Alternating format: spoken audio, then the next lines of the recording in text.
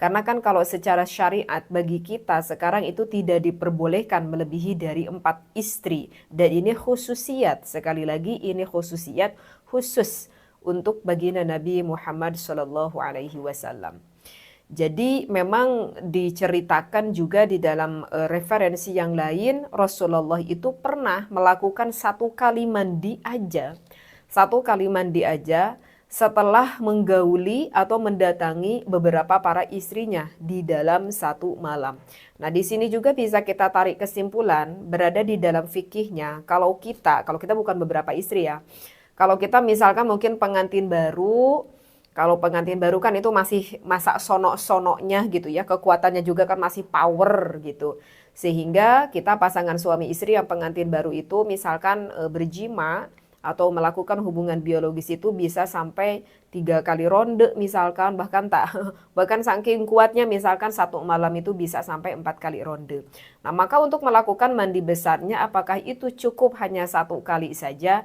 Maka cukup kita melakukan mandi besarnya hanya 1 kali saja gitu ya. Nanti aja ketika kita mau subuh bangun, kita mau sholat subuh, baru kita melakukan mandi besarnya. Ya, jadi tidak perlu berulang-ulang kita melakukan mandi besarnya, hanya disunnahkan saja dari ronde pertama ke ronde kedua kita untuk melakukan berwudu, baik suaminya ataupun istrinya, terutama bagi suaminya. Jadi di jedanya hanya berwudu aja.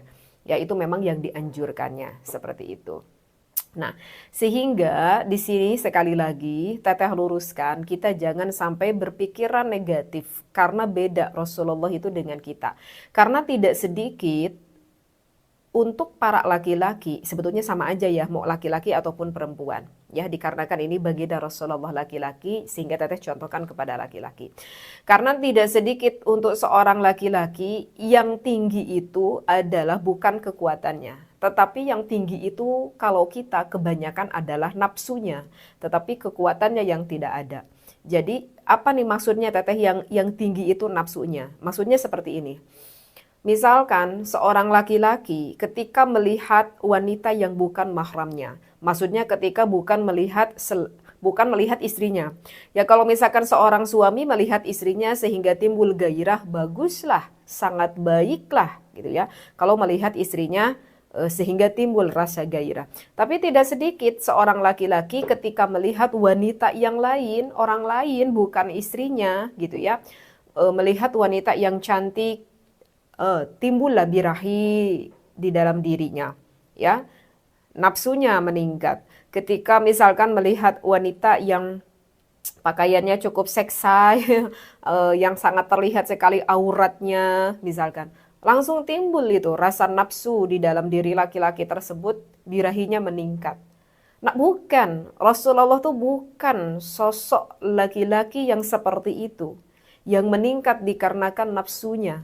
Kalau kita itu kebanyakannya yang seperti itu. Kita laki-laki ketika melihat wanita-wanita yang bening aja, langsung aja itu pikirannya tuh Victor, pikirannya tuh kotor, seperti itu. Tetapi ya kekuatannya ya begitulah. Keinginannya melambung, kekuatannya bahkan tidak sedikit yang curhat sama Teteh kepada istrinya aja, kekuatannya itu hanya ya durasinya sangat pendek sekali. Beda dengan baginda Rasulullah Sallallahu Alaihi Wasallam yang keluar bukan atas dasar nafsu, dan birahi itu keluar memang kepada istrinya. Istri itu kan halal dan menjadi ladang amal ibadah. Karena beliau melakukan, baginda Nabi Muhammad melakukan menjimai para istrinya, dan jima itu termasuk salah satu ibadah. Justru itu adalah kelebihan yang diberikan oleh Allah kepada baginda Nabi Muhammad Shallallahu Alaihi Wasallam, meskipun istrinya banyak, masya Allah, tetapi para istrinya tidak kekurangan nafkah berupa batin kepada para istri-istrinya. Itulah ya, masya Allah. Jadi sekali lagi, jangan sampai akan hadis yang Teteh bacakan ini atau dari referensi kitab yang bacakan ini sehingga salah perfikiran kita kepada baginda Nabi Muhammad. Justru ini adalah menunjukkan wallahu ala kulli syai'in qadir, Ini menunjukkan bahwa maha kuasanya Allah Subhanahu wa taala. Jadi tadi kan dikatakan wala ujba fi dzalik, bagi kita ya tidak perlu kaget akan kekuatannya baginda Nabi Muhammad sallallahu alaihi wasallam. Bahkan dilanjutkan juga di sini di referensi kitab yang selanjutnya, faqad utiyan nabiyyu sallallahu alaihi wasallam quwwata arba'ina rajulan fil jima'. Bahkan kalau di dalam kitab ini diceritakan Rasulullah sallallahu alaihi wasallam itu kekuatannya sebanding dengan 40 laki-laki. Maka ya wajarlah. Baik, kita lanjut lagi ya, sedikit lagi. Di sini ada bahasa al-ghulmah. Jadi kan mungkin bagi sebagian orang nih cukup kaget ya akan kekuatannya baginda Nabi Muhammad. Kok bisa gitu ya menggauli sampai beberapa istri di dalam satu waktu. Untuk kita mungkin ya kaget, meskipun tadi dikatakan ya kita tidak perlu kaget. Ya kenapa? Ya karena kan kalau kita melakukan hubungan biologis, terutama ini bagi laki-laki nih ya. Mungkin sudah bisa membayangkan ya bahwa itu kan membutuhkan kekuatan ya. Ketika melakukan hubungan biologis dengan istrinya itu membutuhkan kekuatan ketika memberikan nafkah batin tersebut. Kenapa? Karena memang jima itu kan amrun arimun. Yaitu ya memang membutuhkan tenaga yang besar gitu ya. Amrun arimun itu ya memang butuh tenaga yang besar. Bener gak ya para suami ya? Seperti itu. Maka fa'iddu uddataha. Maka dikarenakan kita membutuhkan tenaga yang besar, ya fa'iddu, maka ya kalian itu harus mempersiapkannya akan tenaga tersebut. Karena sebetulnya kalau misalkan pasangan suami istri ketika melakukan hubungan biologis itu kurang lebih sama seperti melakukan olahraga loh. Apakah benar Teteh? Iya, coba aja nanti kita pelajari ya secara kesehatannya. Banyak sekali dokter yang menerangkan kan hal seperti ini. Dan itu kalian tahu kalau olahraga itu kan banyak sekali manfaatnya karena membuang kalori kan. Ya sama, seperti melakukan hubungan biologis pun itu bagus sekali dampaknya kepada kesehatan fisik dan juga kesehatan batin loh. Bukan hanya fisik aja, berjima itu manfaat untuk kesehatan fisik dan juga kesehatan batin kita. Karena kalau misalkan Teteh tuh pernah baca di dalam satu artikel kalau misalkan seorang laki-laki ya suaminya menggauli istrinya yang rentan waktu misal kira-kira yang berjima sekitar 20 menit lah gitu ya, 20 menit ya, 20 menit atau sampai 25 menit lah. Itu kurang lebih seorang suami tersebut itu membakar kalori dari 100 sampai 150 kalori loh yang dibuang. Baik sekali ya.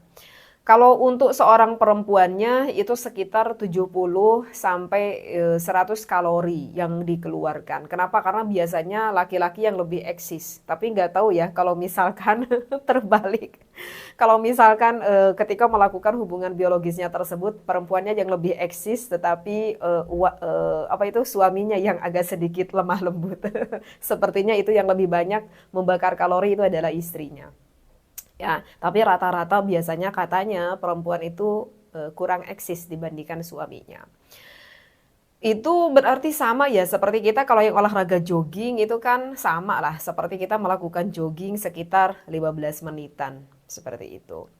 Nah, sehingga ketika kita pasangan suami istri melakukan hubungan biologis itu bagus sekali loh ya.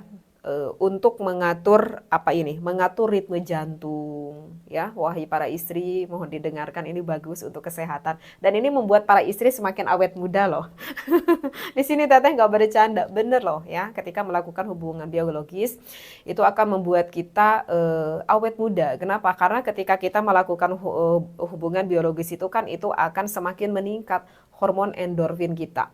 Hormon endorfin itu kan hormon bahagia ya. Biasanya setelah hubungan biologis itu hormon endorfinnya keluar, bahagianya.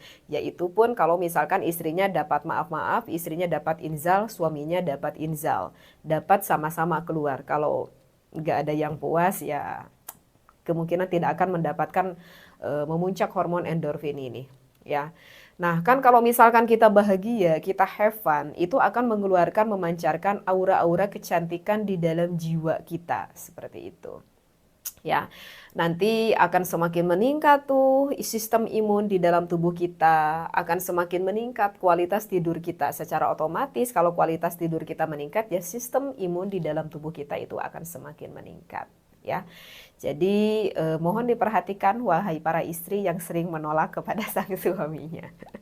Tetapi kalau bisa sih di dalam hubungan biologis ya, kalau untuk kita, kan kita itu bukan baginda Nabi Muhammad. Kalau baginda Nabi Muhammad ya wajar karena Allah memberikan kekuatan yang ekstra kepada baginda Nabi Muhammad. Ya kalau kita kan sewajarnya di dalam pada umumnya. Intinya, eh, intinya kalau kunci bagi kita, kalau misalkan kita terlalu sering juga melakukan hubungan biologis, tapi ini kita lihat dulu dari rentan usianya berapa ya, dari rentan usianya berapa, dikondisikan dengan usia.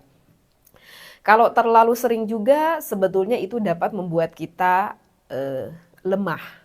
Tetapi kalau misalkan kita jarang juga kita melakukan hubungan biologis, itu akan semakin menjauhkan kasih antara pasangan suami istri tersebut. Jadi ya seimbang sajalah gitu ya, sesuai kebutuhan.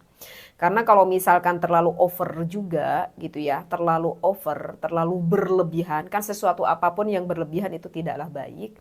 Sebetulnya kalau kita bicara secara kondisi kesehatan itu agak kurang baik juga untuk membuat otot kita menjadi lelah, terutama otot bagian apa ini, pinggang dan juga otot bagian paha. Karena biasanya yang dipakai itu pinggang dan paha.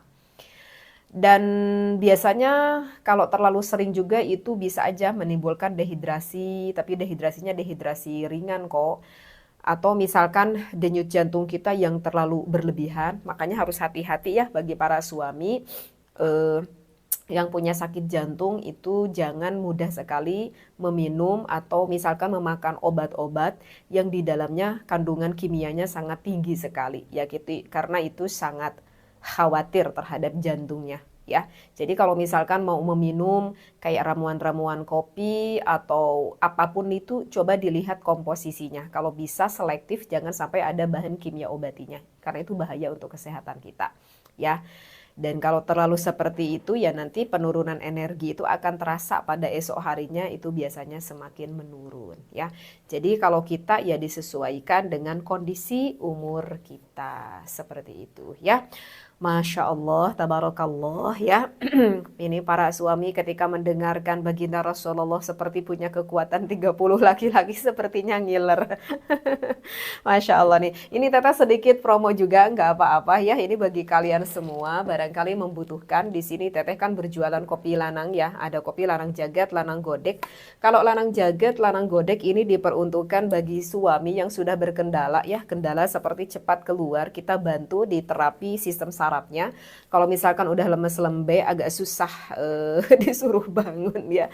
Suka tidur tengah jalan, kita bantu dengan kopi ini untuk memperlancar pengaliran darahnya. Tapi kalau misalkan para suami merasa masih asik ibadahnya, hanya sebatas ingin meningkat kualitas ibadah, nanti cukup yang lanang godek aja. Dan ini yang tadi Teteh bilang, di dalam kopinya tidak ada bahan kimia obati, tidak ada bahan kimia sintetik sama sekali, bahkan untuk pengawet pun Teteh gak berani memasukkannya. Kalau untuk yang jimat lanang ini untuk membantu mengatasi permasalahan di kualitas air ya. Semoga ini kopi dapat menjadi wasilah bagi kalian semua, keluarga semakin sehat dan keluarga semakin harmonis. Maaf ya, ini ngajinya diselangi dulu sama promosi, nggak apa-apa ya. Barangkali ada manfaatnya. Insya Allah kita lanjutkan kembali ke pembahasan selanjutnya, Asrarul Jima' di part 4-nya. Wallahu a'lam, wallahu muwafiq ila aqwamit thoriq. Wassalamualaikum warahmatullahi wabarakatuh.